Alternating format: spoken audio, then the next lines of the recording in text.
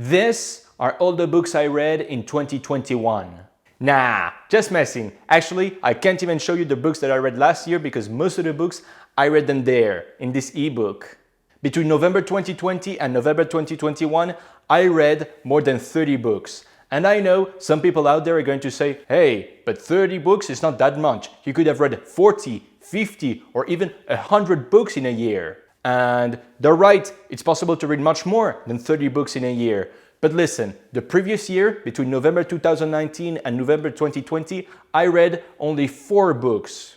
So I could basically multiply by 10 the amount of books that I read in 1 year by applying a couple of hacks and techniques. And it is exactly about those hacks and techniques that we're going to talk about in this video. And don't worry, I'm not going to give you the advice that everybody gives out there, which is, well, if you want to read more books, read faster.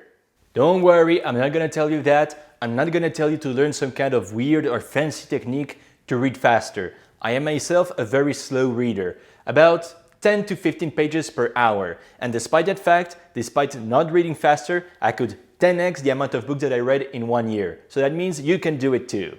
All that being said, let's dive in.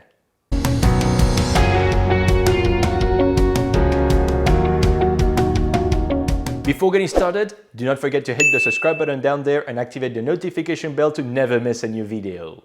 Before we even learn how to read more books, we should answer the question, is reading books really useful? A lot of people wonder if reading books is really useful, and if you've been following me for a while, you know that I always say readers are leaders and leaders are readers. So to the question, is reading books really useful? My answer is a big fat yes, but it comes with a caveat. If you're like me and you read a lot of books about self-development, books about investing, books about real estate, books about how to make better YouTube videos, or whatever it may be, books that have a definite purpose to teach you how to do something, you can read it, but if you don't apply it, it's not gonna be very useful. Because you know what? Knowledge is only potential power. Power is having the knowledge and the skills, the experience to have done it in real life. Books are only going to give you the knowledge. If you don't apply what is in the books, nothing is going to change. It's going to be pretty useless. It is a trap to read a lot of books and not applying what is in the books in real life. I call that the student trap. Because students, when they come out of college, they have a huge amount of knowledge, but they don't know how to do really anything. And believe me, I can tell you by personal experience, there is nothing more frustrating. So yes, reading books is useful, but if you read books that have a purpose behind it to do something in real life, you have to apply what is in the books. A lot of people think that they're going to be successful just by reading books, so do not fall into that trap. After that long intro, let's dive into tip number 1, which is buy an ebook. I cannot praise ebooks enough. They're super convenient, super comfy, and cheap. Thanks to that ebook, I could read easily 10 extra books last year. Look at that. I can put this ebook in the pocket of my jacket super easily. I can take my ebook absolutely everywhere I go. Compare this with a regular book.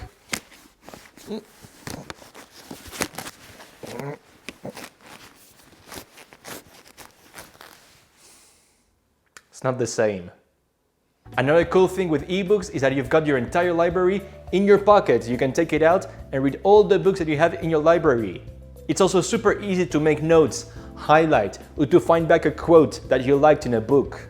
And if all that wasn't already awesome enough, ebooks are much cheaper than traditional books. I never saw an ebook that was selling for more than $20. Most of the time, I see it for $4, $5, maybe $15. Over an entire year, if you read almost 40 books like I did, you spare a lot of money. And last but not least, ebooks are very good for impatient people.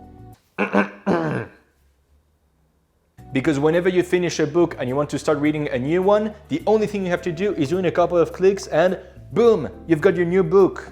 You don't have to go to a library or order a book online and wait for delivery. So that's tip number 1. This thing is one of the best investments I ever made. I was very reluctant at the beginning to buy an ebook, but I can tell you, I really do not regret it. Tip number 2, schedule a moment to read every single day. Because reading is like any good habit. Just like working out, you know you have to do it, you know it is good for you, but if you don't plan it, if you don't schedule it, you will not do it. That's why it's very important to schedule every single day 30 minutes, 45 minutes, 1 hour, or 3 hours if you have a lot of time to read every single day. In my personal experience, 30 minutes in the early morning before starting work is a very good moment to read. I have found out that right after lunch break is a very good moment also. You just ate, you're digesting, you're not very motivated to resume work, so in that case, take your ebook, read for 30 minutes, and it will pump your motivation up. Just do the math. If you read 1 hour every single day and you read 20 pages, it will be over 7,000 pages that you have read in a year. That's already what, 20, 25 books? Which brings me to tip number 2A. Yes, tip number 2A because it's a small tip. It's not big enough to be an entire tip, you see? Well, anyways, tip number 2A, use dead moments to read. And when I say dead moments, I'm typically talking about those moments where you have to wait. For example, you're in the subway, in the train, in the bus, waiting at the doctor's office for hours. Or you are queuing somewhere. All those moments where you can't do anything but wait. That's a very good opportunity to take your ebook out of your pocket. Do you see why I love ebooks? And then just read in the doctor's office, in the train, in the subway, or whatever it may be.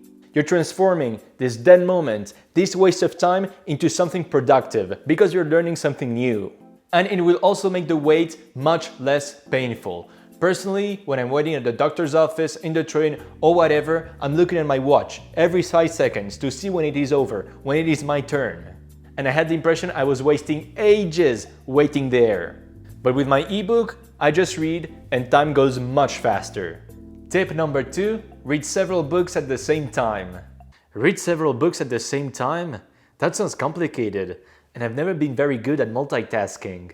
When I tell you to read several books at the same time, what I mean by that is that you started reading several books at the same time, that you have several books that are in the process of being read, like 2 or 3 books max. And I know what you're feeling, because the first time I heard this advice, I was also a bit skeptical, to say the least. But believe me, it works wonders. Because here's the thing, no matter how good the book that you're reading is, there's a moment it's gonna get boring. Because our brain is always looking for variety, for new stuff, for stimulating stuff. And for this reason, when you're reading the same book for too long, you're gonna get bored. And what happens when you get bored? Your attention goes down, your retention rate goes down, and worst of all, also your reading speed goes down. So to solve this problem, you can read several books at the same time. Let's suppose that you have 2 books that you're reading at the same time, and you read one of the books. It gets kind of boring, you take it away, you read the second book, and there you are again. It's exciting again, and your reading speed goes up again. And you do like a ping pong. This book gets boring also? Well, no problem. You start reading again the other book, and so on and so forth. Tip number 4, highlight the important points in a book. Look at this. Look at all the marks that I did to this book. And inside you can see I can get the important parts of the book very rapidly. And how does that help you to read more books in a year? The thing is that long term, we remember only between 7 and 10% of what we read in a book.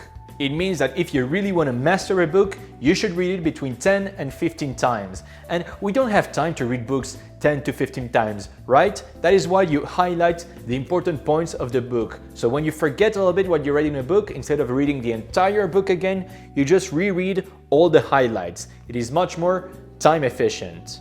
This book, for example, it would take me hours to reread it again because I forgot a couple of things. But I have those highlights. I just take them, I can read all the highlights in a row. It would take me maybe between 30 and 45 minutes. I would remember all the important parts of the book without rereading all the book again. That's how highlighting and marking books are actually going to help you to read more books in a year. And now I'm going to give you a little secret that I normally do not give to people. But you're lucky because I'm going to give it to you today, right now. This secret is called the note cards. If you have my deck of all the note cards I made during those years, and whenever I read an important book, an online class, or whatever, I write the most important things here on a note card, like this. That is highlighting books, but even better, when you want to remember a book, you just take all the note cards that you did from that book and you read them all. It is even faster and even more efficient. Let me tell you, note cards are one of the most powerful tools I ever had when it comes to learning new stuff.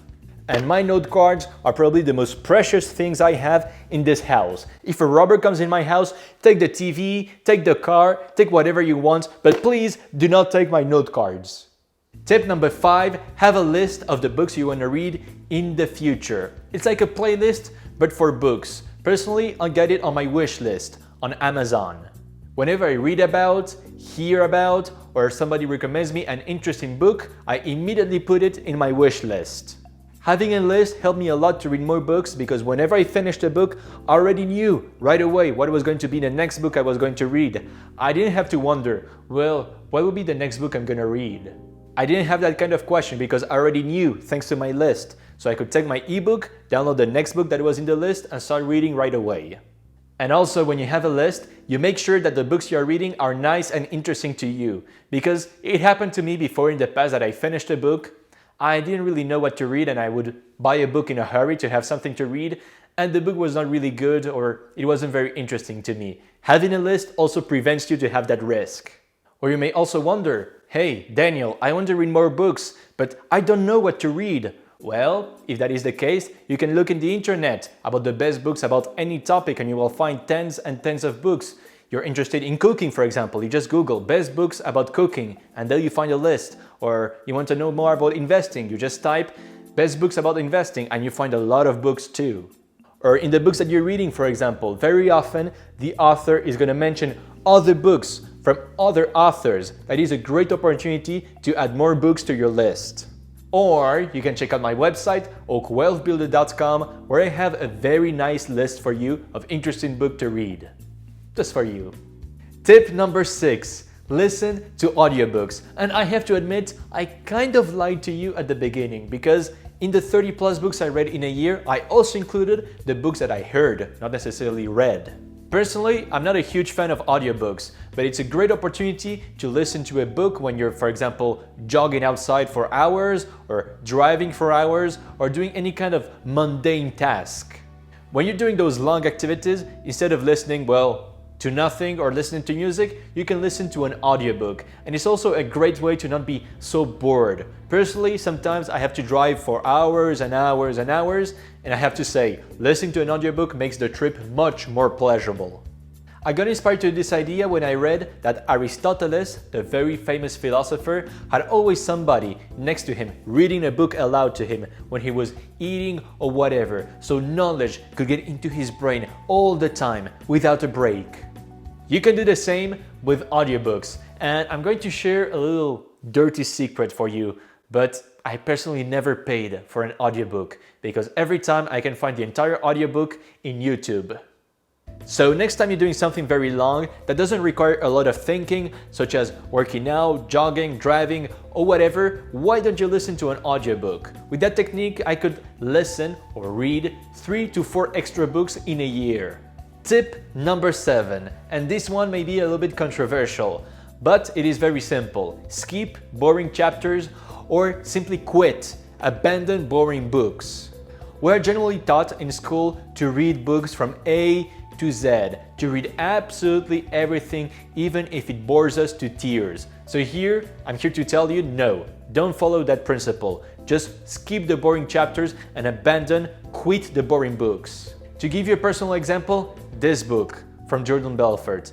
I abandoned this book halfway through because I didn't really like the style it was written, didn't really like the content, so it was much better, it made more sense to simply abandon this book and read something more useful, something more constructive for me. By skipping boring chapters and abandoning some books, I think I could easily read between 3 to 4 books extra in that last year. So that were the 7 tips to read more books. As always, I hope you enjoyed this video and learned something from it. If that is the case, a little thumbs up is always appreciated. Do not forget to subscribe to this channel and to visit my website, oakwealthbuilder.com. And I will see you very soon for our next episode.